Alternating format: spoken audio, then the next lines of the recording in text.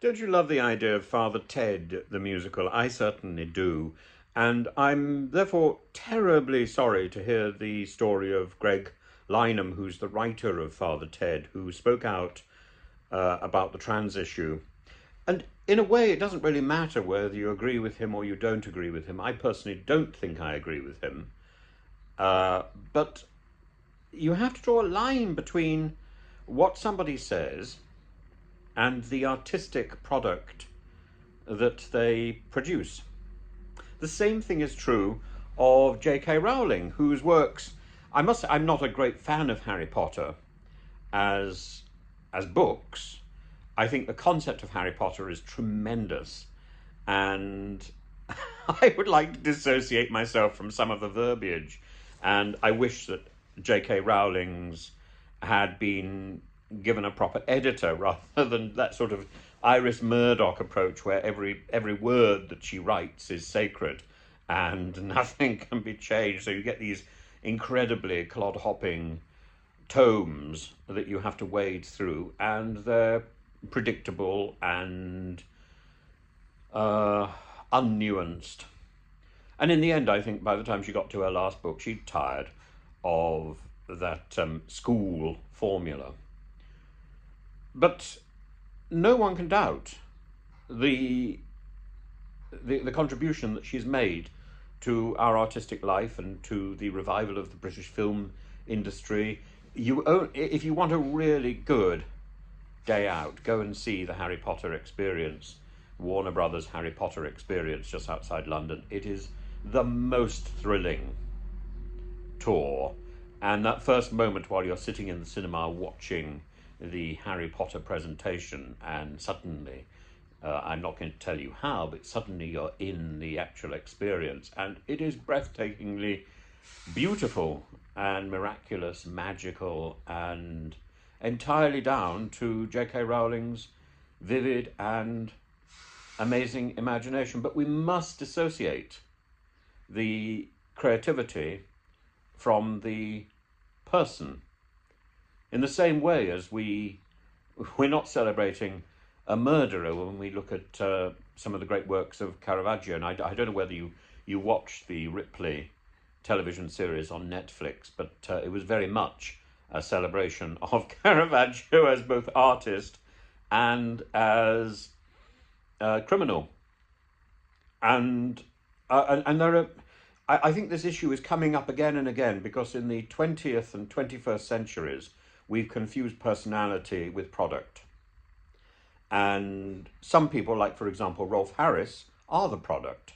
So Rolf Harris was not a particularly gifted artist, but he was an extraordinarily adept presenter of art and whimsy on the screen, and yet that character goes with a scurrilous private life that was eventually exposed, and he died in shame. Does that mean his artwork is worthless? Well, I think his painted artwork is pretty worthless, but his concepts, and all that dancing around in front of a screen, then suddenly, do you know what it is yet? That's breathtaking, and nobody has has had the talent or the skill, even the chutzpah to be able to do it again.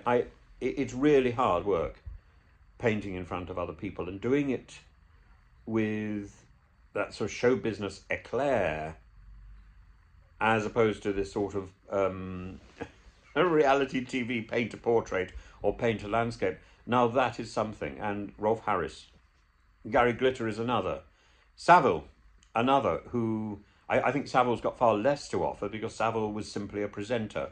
But Gary Glitter has a string of songs that defined, in many ways, the 1970s. Are we to completely abandon those because Gary Glitter is a scoundrel? The same issues, of course, also linger over people like Michael Jackson. And then there are so many. There are so many people whose personality is appalling. but who nevertheless have contributed soundly to our national and international cultural expression, and and we have to draw a line and make that distinction. And I think Father Ted is one of those, and I think it's a great shame that Lynham is not going to be part of the Father Ted musical, because it's that naughty sense of humour which has now of course got him into terrible trouble, which is the essence of Father Ted as well. And how do you find that distinction between the two?